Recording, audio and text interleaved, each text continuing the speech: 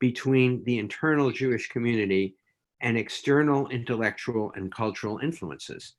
So this is nothing new, the Enlightenment.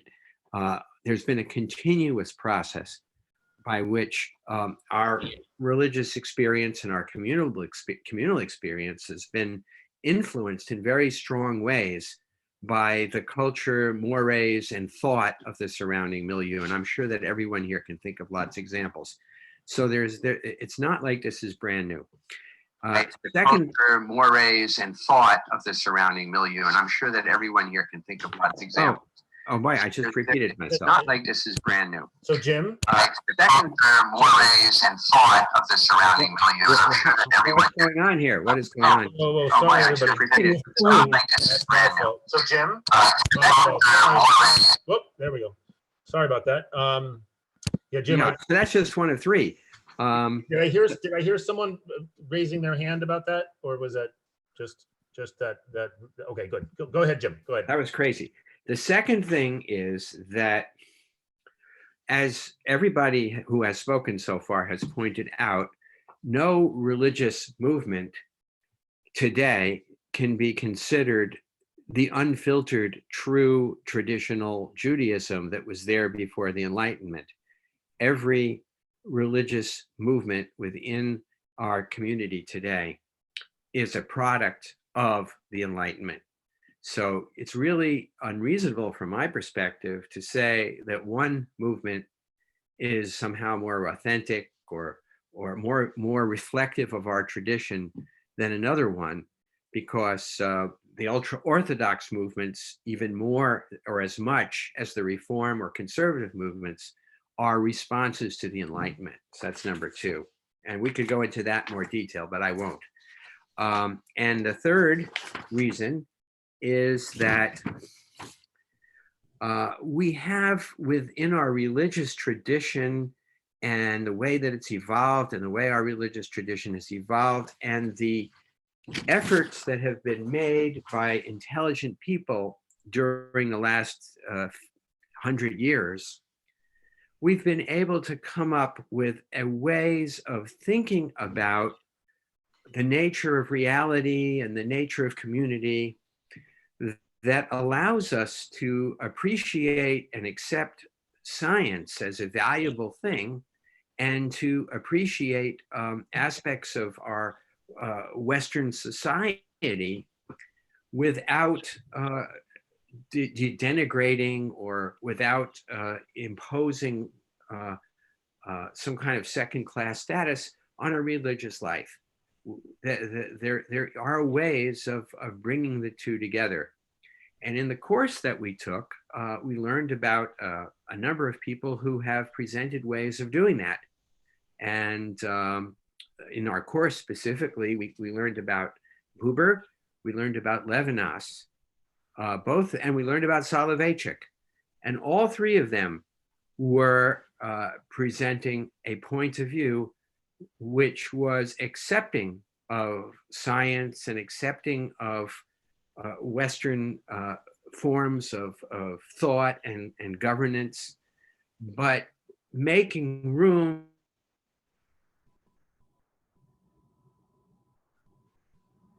Jim, we lost you.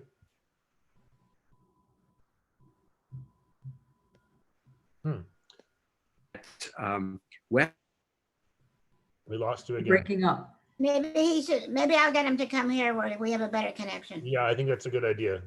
I'll do that. I know you have a religious way of looking at things. So that's one thing that he says. And then he points out that religion and Jewish religion is sort of like an augmented that is there posed on what we see in front of us that expands our life in connecting us with God. And the fact is that other philosophers like Levinas and Rosenzweig and Buber, they have their own very different ways of doing the same thing, but they all work. You should come and use my computer, so okay. It's a better connection. All right. So I just want to leave it there, that it seems to me that they have given us a path forward by which we can feel comfortable that the elements of thought and science are perfectly at home with our acceptance of a different way of experiencing the world that is grounded in religion, that we don't have to think of them as somehow dividing our lives in some artificial way, but rather as something that there is room for uniting. Okay, that's it. Thank you, Jim. You able to hear that? We heard most of it. I'm going to turn to Maury. Now he has his hand up. So the first thing I'd like to just start with, I also wrote something for the newsletter where I guess I disagree with Josh that one can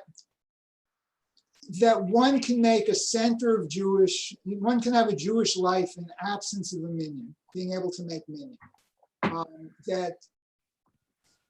That many of us don't quite have as rich a Jewish life as one needs to do that, but that it's certainly possible. It's certainly better to have a minyan, but it doesn't define the lack. On the question of the Enlightenment, I mean, we don't get to approve of the Enlightenment. I mean, we are of the Enlightenment. And pretty much, that's the stream we're in. It's not a choice we make. And the real question is whether we're willing to make any choices that don't correspond to what good liberals with a small L, so you can take conservative thinking in it as well. Good liberal secular thought. Do we make any choices when there's a tension between what that part of our intellect says and what we actually think the tradition would prefer us to do? How much weight do we give to choosing on the tradition? And that's probably different in different situations. It's different for different people. But I would guess that among non-Orthodox Jews now, the weight of your choices, if there's that tension, is heavily, heavily weighted towards the secular. And that in the last generation, fewer and fewer people, fewer people who are halakhically Jewish, even in a broader sense, with a loose definition of conversion, are actually able to convey that commitment one generation down.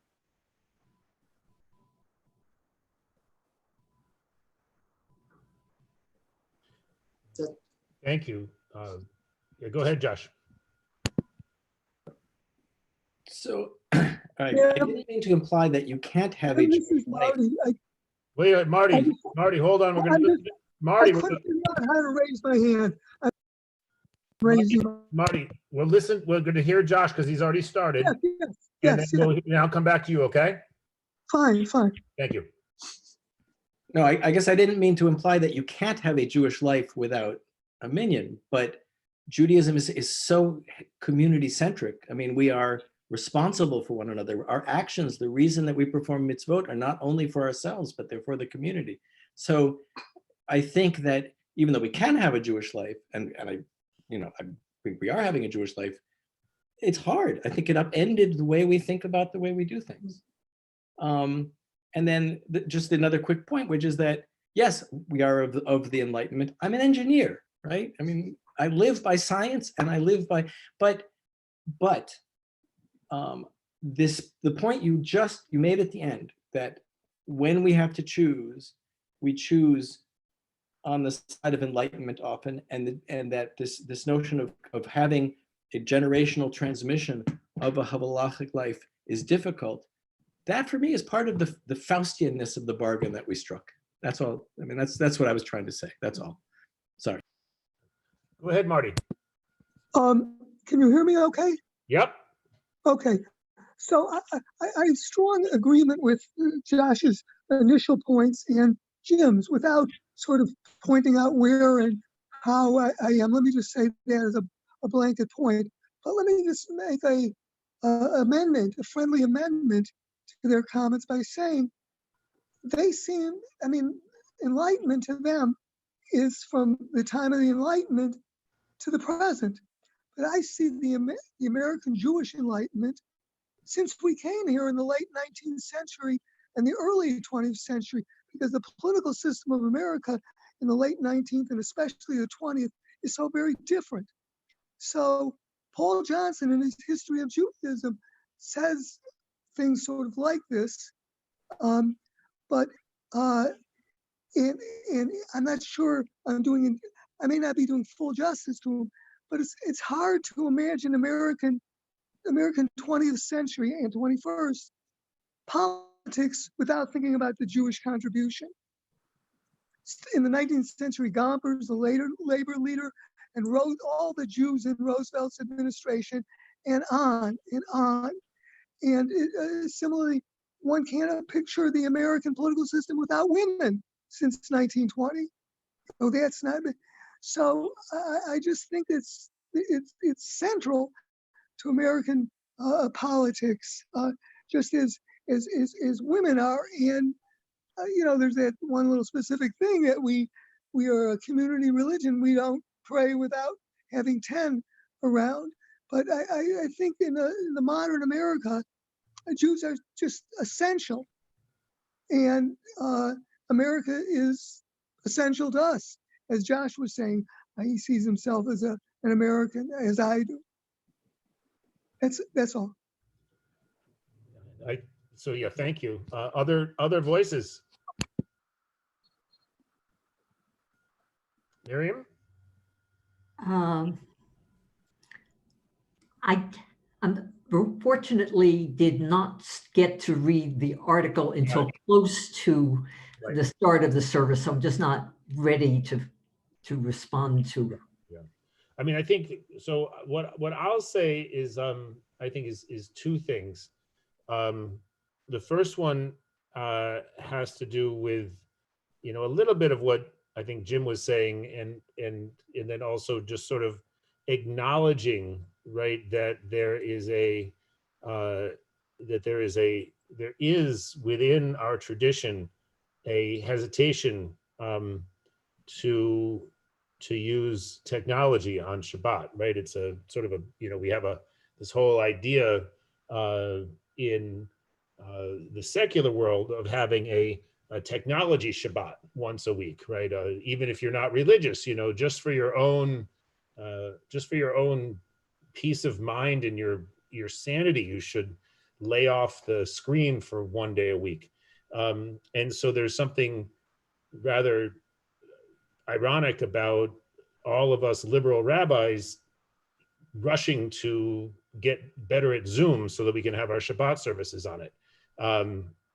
But that points out, I think, also another strain of the tradition, right, which is that there's a need at all times, right, to adapt to the time in which we find ourselves, and that there's going to be, what I've been hearing from my Christian colleagues is that their numbers are up now that we are in COVID time. More people are showing up at virtual church than we're showing up at real church, whereas I think, at least in worship and study land, and certainly in places that are more traditional than our congregation, the numbers are down. I'm actually been impressed with the number of people we've had of a Saturday morning. But I think that speaks to the fact, right, that there are often inflection points in our history where all of a sudden solutions that have worked for decades or even centuries suddenly don't work anymore. And we've got to do something different. So the example that I often bring up is the role of women in the Orthodox community. 20 years ago, if you had told most people that there would be Orthodox women in positions of religious leadership, whether they called themselves rabbis or rabbas or madrichas or whatever they called themselves, you'd be laughed at. They'd tell you the only thing that a woman can do is be a rebbitzin, right? And then, but now we actually have all these people who are who are performing these roles in modern Orthodoxy. And I think that part of the reason for that was that feminism has gotten to a point where it doesn't work anymore for modern Orthodox, for most modern Orthodox congregations to completely ignore women's leadership. And the other thing I'll say, and then I'll defer to Maury, is that I think that there's a very big difference between the 20th century, when Levinas and Soloveitchik and Buber and Rosenzweig were active. I don't think that their time is our time. I think, first of all, there was much more of a connection to the traditions of the parents' generation, of Orthodoxy, of traditional Judaism. Most of the rabbis who are conservative rabbis or even Reform rabbis had grown up in Orthodox houses, in Orthodox homes. And it was a time of great rationality. There's a reason why Soloveitchik and those guys are especially Soloveitchik is so comfortable with science, right? Because he's a rationalist. And Shaul Magid talks about Maimonides and rationalist, even though obviously a rationalist in the 11th century is very different than a rationalist in the 20th century. But rationalism is kind of, we're kind of post-rationalist these days, right? The Reform movement in the 60s, and now all the time the Reform movement reads the Hasidic masters, right? Everybody studies Kabbalah, right? We all want blessings of the Rebbe.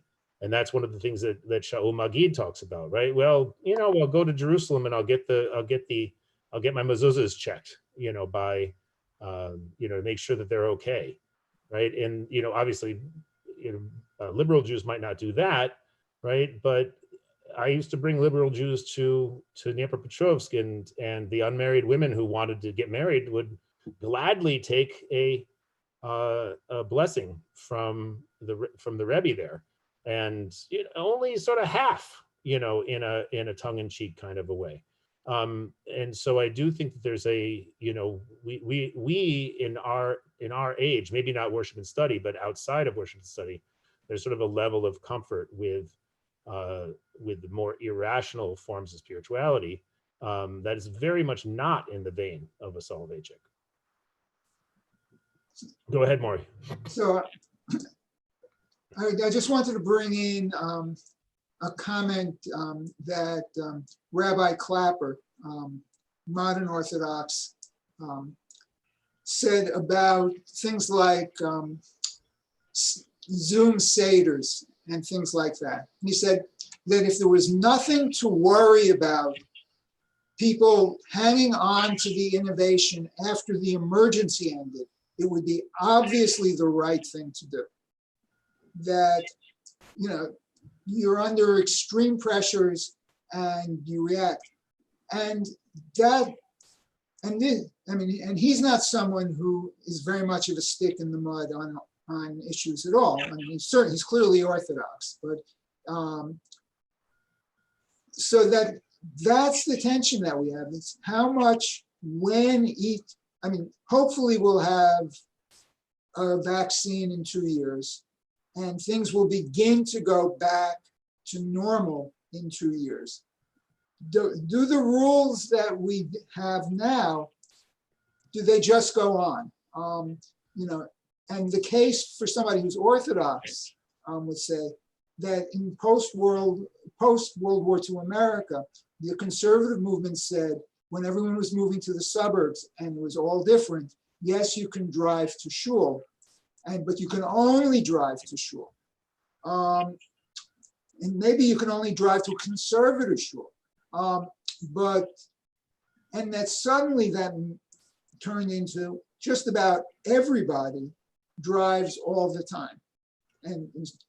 And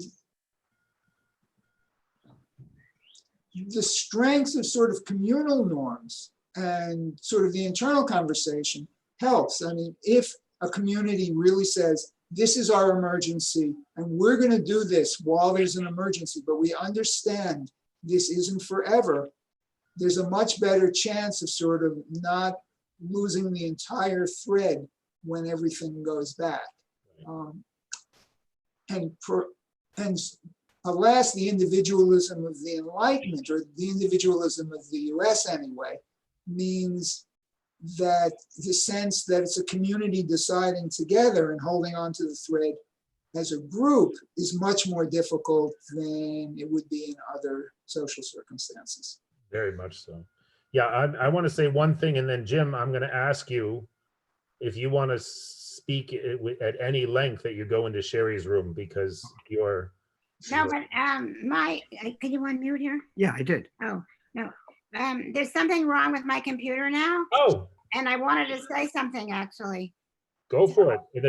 I might have to close and then come back. That's what I'm going to try to do. Okay. But I still want to say something. All right, good. I'll let that happen. Okay, I'm just going to say one thing in reaction to what Maury is saying, and I do think that is that concern is a very real one.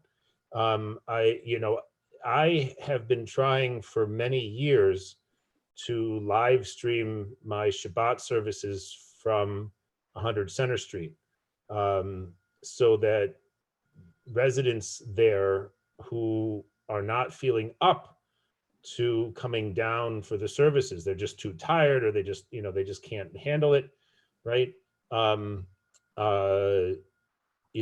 Could watch it from their apartments.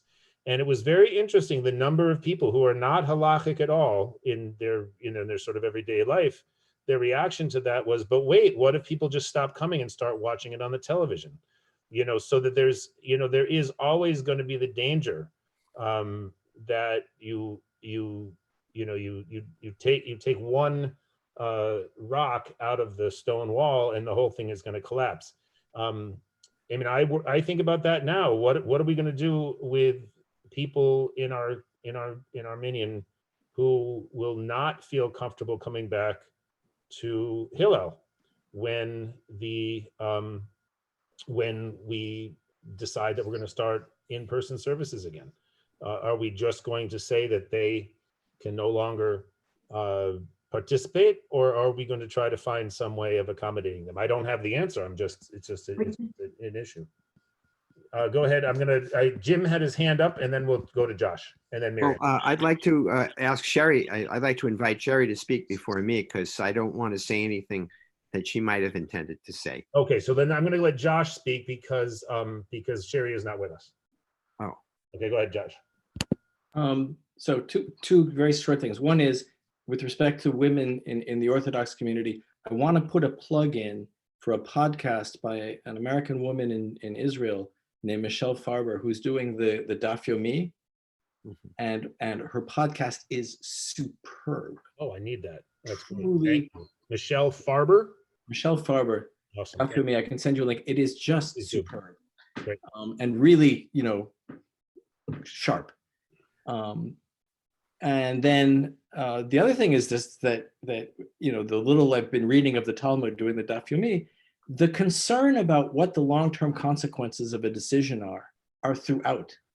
Every time they look at something, they say, well, okay, obviously in this case, this could be okay, but what would that mean in the long term? What would that mean in another situation? And I think that this is central. I think Maury has hit on something which is like right at the heart of something. Exactly. Miriam. I've forgotten what I intended Oh, to I'm say. sorry. In response to just what has been said since, I am remembering that Ben Sion said that the rabbis in America were very much more timid in their interpretation of halakha to solve problems than the ones he knew in Poland in his youth, which he thought was because of the situation and because they did not have confidence in the transmission, as Maury was pointing out. But I think that what has served us well over all these centuries is that there is a very deep ability of the traditional way of life to meet the psychological and communal needs of the community, and that an innovation that is within that stream and that in fact works well for the community will prove to be positive. And hopefully, if it is not meeting those needs, then either we will revert to a prior practice or it will evolve in a different way, which cannot be predicted until we get to that point. We'll see. There are things about these Zoom events that I think are really working. My sister did a marvelous job of pulling together for a Zoom Seder cousins from London to LA, of a large group who had never participated in a Seder together before due to geography and logistics and whatever, but who were just so totally delighted to be able to do it. It was one of the best Seders we've ever had. But that doesn't mean that that's what I would want to be doing if I had the option to be with family in person. And while I'm glad that we have the services that we have, and I need to be with the community at this time, it is completely and totally weird to me to be looking at these faces when I'm trying to concentrate on prayer. I'm not getting much praying done. That's not the way we do it. But still, it's much better than not getting together and not trying to pray together. And at least the Amida, I turn around and, that I can usually concentrate on. Well, it's good. It's good. Good information for me, Miriam. I've been pondering the value of having the prayer book on the screen versus having the faces on the screen. And maybe there can be times when we have the faces and times when we have the prayer book. And I never use the prayer book on the screen. No, not so that you would use it, but just so that the faces are de-emphasized. That's all I meant. That reminds me of what a cantor who was a visiting member of the congregation some years ago said in a master class for service leaders that I had no business sitting in on. I think Jim was there and various other people. He didn't start out with pointers about what to do with your voice or what to do with specific prayers. He said, you turn toward the ark. Mm-hmm. And usually there's something written on the parochid or above it. And you focus on that verse and on the meaning of what you're about to do. And if you are concentrating on that meaning, your devotion will come through your voice and communicate it to the congregation, and that will serve them well.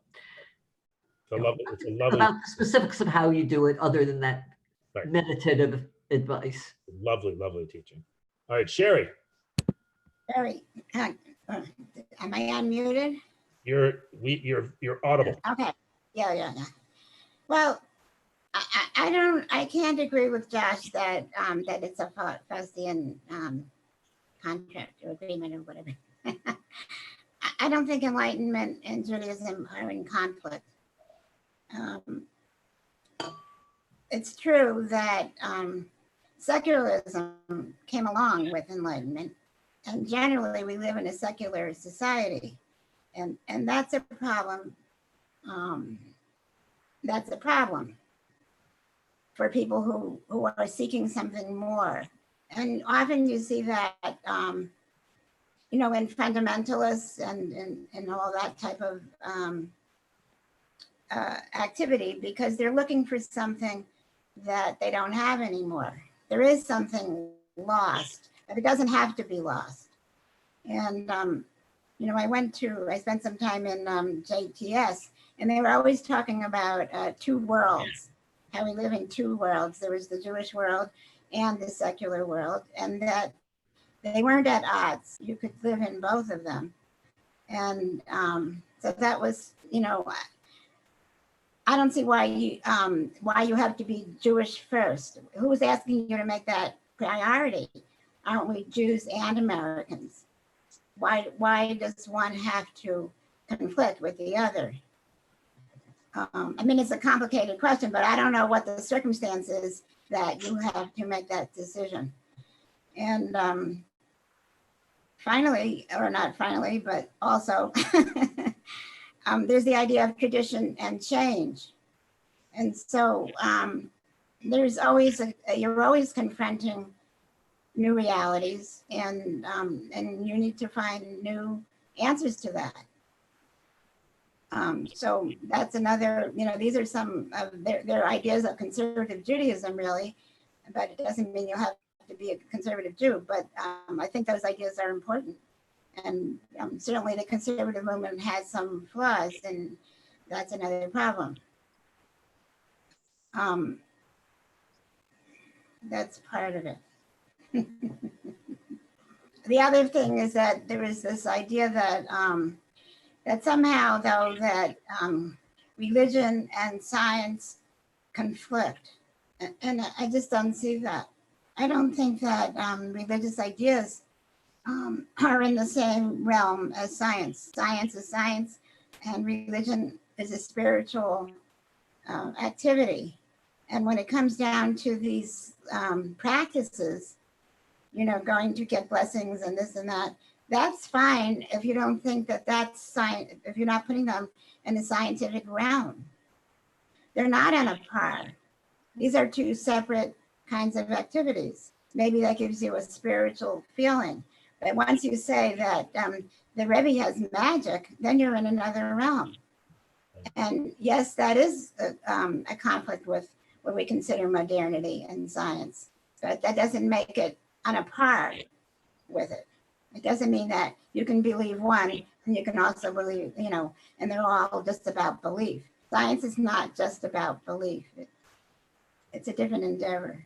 So before, I'm gonna make a quick rejoinder to Sherry, and also sort of make a little bit of a plug for this book, which I'm putting up next to the screen here. It's called Religion as We Know It, Religion as We Know It, an Origin Story. It's by a guy named Jack Miles.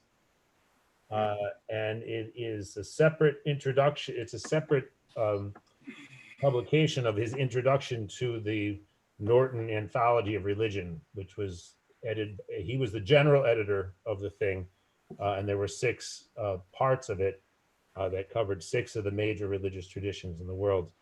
And one of the things that he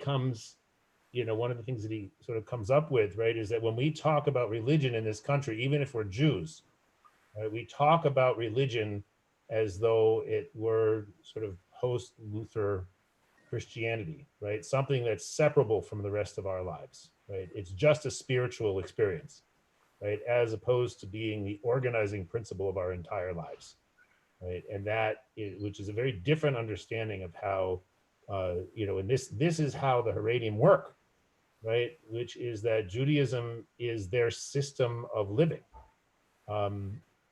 It informs everything they do. I don't think we can say, right, that science informs everything we do, where most of us aren't engineers or scientists. And even those of us who are usually so specialized, right, that there are plenty of things that we don't know about, right?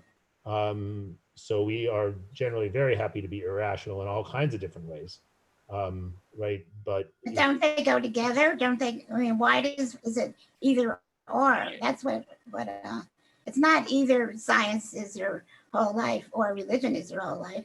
Science and religion are your lives. Yes, I think you're right, but I think that for many traditional forms of religion, and Judaism is one of them, right? There's the idea of a separate realm of science is not something that is acceptable. It's not thought of that way, right? So so what Shaul Magid is talking about, right, is the idea, right, that it's not magic, right, to say that I'm going to go to the Rebbe and he's going to bless me. I mean, my friends in Ukraine don't think of it as magic when they say, actually, Magid made a reference to this. If you say Psalms, you'll keep over a person who's very sick, you'll keep that person alive. And I have a friend who really believes that, right? And in her mind, that's not magic, right? That's a question of faith. It's not magic. So it's, yeah, go ahead, Mary. There actually was a scientific study that demonstrated that as compared to a control group, a group of patients who were prayed for got better results. Yeah. The mind is connected to the body, Right. and your feelings and your beliefs can have a lot to do with what scientifically may work for you. Jim, you wanted to add something, and then Josh. Yeah, I had offered before. I have to remember what I want to say though, and formulate it. I thought I did. The ultra-Orthodox movement doesn't want to give to see science. I mean, we're talking about a tradition of our religion that saw Western ways of thinking and Western governmental entities, sometimes accurately for sure, as their enemy. That these were terrible things that were coming to harm them, to take away things from them that were very valuable. And so they created or developed a worldview that creates a wall at times between things that are part of the scientific way of thinking about things and them. And this was a reaction to things, to a threat that they experienced, a feeling that the Torah was going to be, and their lives in some way were going to be harmed by allowing these currents into their lives. And we don't have to think that way in order to live an authentic Judaism. And it's true that we live in a society that is not authoritarian, where our local community or authorities elsewhere force us to be part of a religious Jewish community. We have to choose it. And it's not surprising that many people don't choose it. But still, the opportunity to develop an understanding of Judaism and an appreciation of Judaism that brings together Western ways of thinking about things with Jewish ways about thinking about things and Jewish ways of acting in the world is very there, and it's very fertile, and the opportunity is like I said, it's in our hands. I was tremendously impressed with the readings that I did for that course, and also the follow-up reading that I did in Hillary Putnam's book, Jewish Philosophy as a Guide to Life, that kind of gave me a sense of wide open space for religion to inform philosophy rather than being harmed or threatened by philosophy, and for us to be able to bring those things together. And that was the approach that Rabbi Gold had, that I found so admirable when I first got involved with our Minyan too, that here was somebody who grew up in this very traditional milieu, and he felt that this more liberal approach to understanding our tradition made sense to him, and it made sense to the people that he was speaking to. So that was something that attracted me about that. I also want to add one last thing, and that is, and I'm agreeing with Miriam here, that unlike Rabbi Clapper, I was just thrilled that we had a Zoom Seder and our children were just like opposite us. And I went away thinking, well, why didn't we think of this sooner? How come we haven't done this in the past? We have a daughter in California. Only once has she ever been here for our Seder. It's since she grew up. Now, but anyway, so I just want to say that I don't necessarily see the encroachment of technology as harming the future of Jewish life. Josh, I think you get the last word.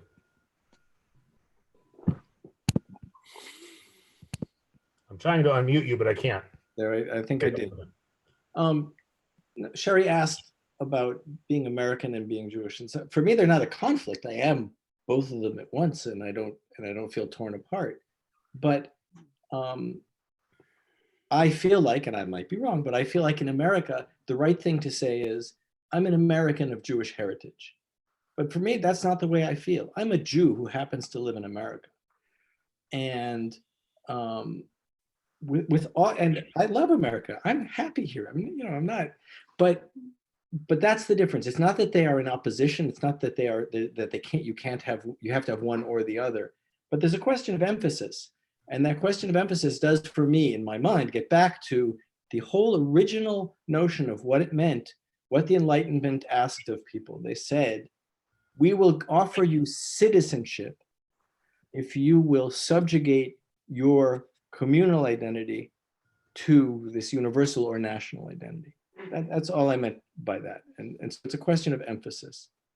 And then, it's not lost on me, Josh, that your perception of that is quite sharpened by the very different understanding of that balance in France. And it goes back to Napoleon's conversations with the rabbis. That's right. That's right. And the value that France puts on secularity in the public realm. Right. That's right. It is a different culture. We have a lot of tensions here, I think, in terms of influence of Christianity on governmental action, but it's a different attitude toward religion. That's right. So very different constitutional protections of religion. It's different balance. That's exactly right. And then the other small point I wanted to make is that, the ultra-Orthodox Jews don't disdain science. I mean, they have doctors, they go to doctors, they fly on airplanes that only fly because physics works, right? They don't disdain science. But what they do believe is that if they have to choose between a response which is based on belief and a response which is based on science, they'll choose the response that's based on belief,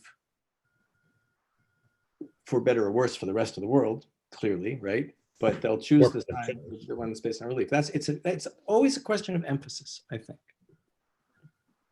And a question of the value that they put on the system of belief and the community that they are embedded in because of that belief. Yeah.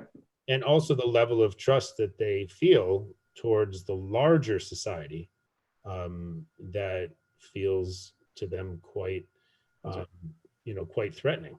And sometimes it is. Right, and it is, and we see this in a kind of funhouse mirror kind of a way with fundamentalist Christians, right, who are so relatively powerful in our society, yet who talk all the time about how endangered they are. Right, and it's that. So in that choice, Josh, between science and belief, how are you defining belief? Belief in what? For instance, their belief that they have an obligation to assemble for religious purposes, even if the science says you must distance and you must not assemble. If their beliefs tell them to assemble, they will.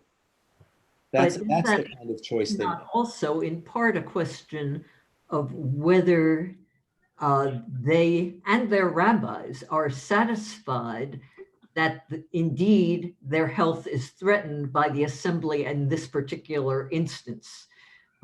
If you believe that there is a serious health danger, then Judaism traditionally would tell you to. That's right. They don't trust the secular authorities. They don't. I mean, and again we see this again in the funhouse mirror, right? Of fundamentalist Christian churches insisting that they should be gathering, right, in physically.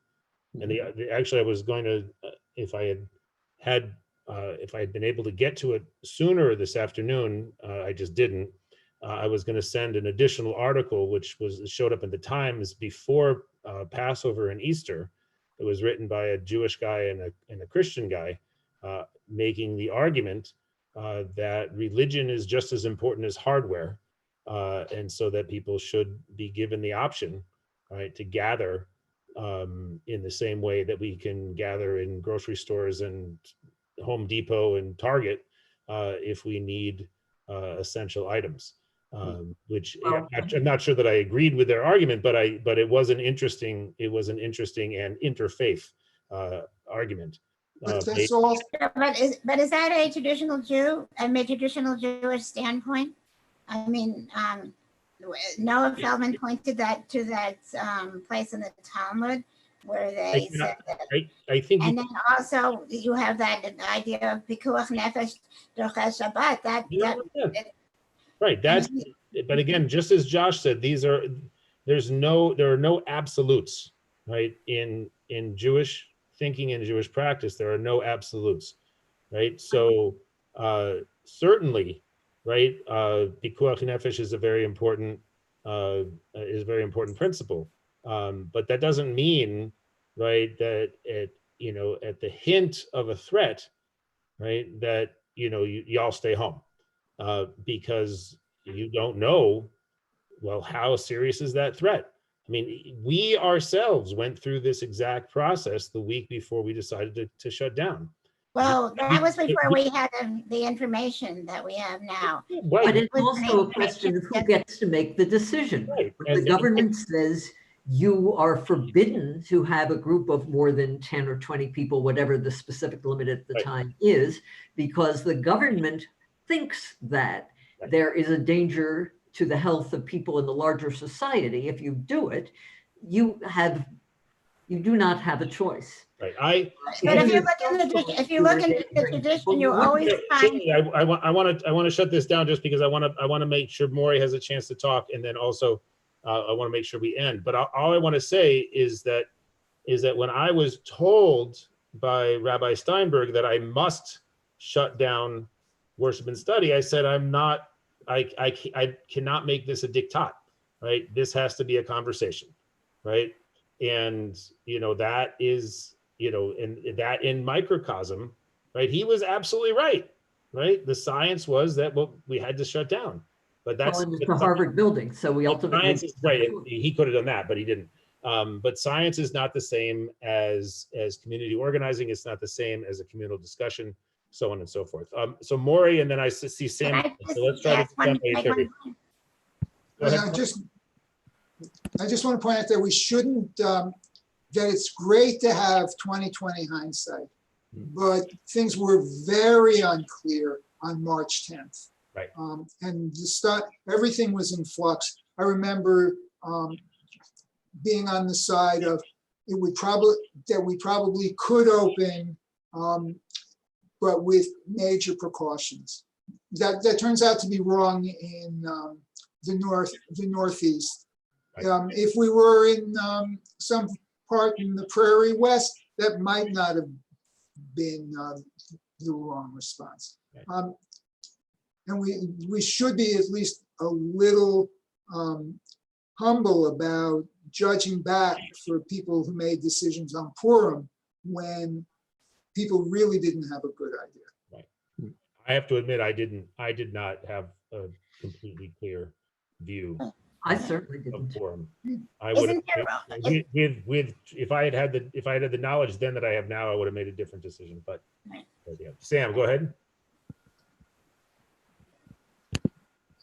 Sam, do you want to say something, or was that just I guess I don't know how to say a button hand raise, but inadvertently. Okay, Sherry, you get the last word, then we'll take it. No, I just wanted to say that isn't it the Jewish tradition is so broad that it's always open to interpretation. And don't you have the principle of dina de machuta dina? And if there's a what do they call it? Not an ordinance passed by the government that you're supposed to keep it. Isn't that also part of the tradition? Absolutely, it is. But it's also worth asking, why do we have that principle? Right? We have that principle in order not to get into either conflict or into uncomfortable bedfellow situations with the temporal power. And so, you know, it can be, that could be interpreted in all different kinds of ways. But the government was not telling us to shut down. But in New York, when the Satmar that was- Hasidim but gathered that for was- that funeral, that was New York, and and that was, anyway, I'm thinking of the Leonard Cohen song. No, but but that was New York, and I remember at that point, right, that Governor Baker came out day after day and said, we're not shutting Massachusetts down. no, We no, are I'm sorry, not- we're talking about two different things. That's correct. Oh, And at in any that point, that's I correct. may be conflating events, but the point That's is that yes, in New York, absolutely, but you know, but Massachusetts is in New York, so No, no, I was talking about the recent event that he was referring to, and that was the Satmar, that funeral of the Satmar Hasidim, where Bill de Blasio came and, you know, ranked them out for getting together. Yeah. That's what I'm saying, that isn't there always still a principle in Judaism that would have, but only if you in that- acknowledge the Dina de Malkuta as the actual Dina. If you don't acknowledge them as a legitimate ruling power, you're not going to defer to them. but And isn't that the point of Dina de Malchuta Dina, that they are the ruling power? no, you have to acknowledge. I mean, you have to. I mean, the Satmars don't acknowledge the state of Israel as the ruling power in Israel. So, you know, even though they sit in the Knesset, I mean, it's sort of like a Donald Trump situation. He doesn't believe in the government. He's the head of the government. They don't. What- They also don't believe in the that the United States government is the head of the United States government. Israel is a different case because that's, you know, the Mashiach hasn't come, but this is the United States. It's a different case. I just wanted to just, All I'm saying is that, yeah, all I'm saying, Sherry, is that every principle that you can come up with, right? It's not a matter of interpretation. It's a matter of balancing against some other principle, some other value. there used to be a song about Lizzie Borden that went, you can't chop your mother up in Massachusetts. Massachusetts is a far cry from New York. Thank you. All right, I gotta go. Good night, Good night, everybody. everybody. Thanks, everybody. 8 o'clock, everyone. Thank you for the Good conversation. All right, Good night. You all. good night. Good night.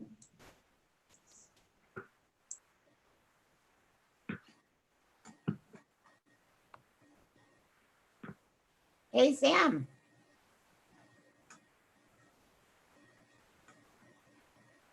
Sammy is still there? Sam left. Okay.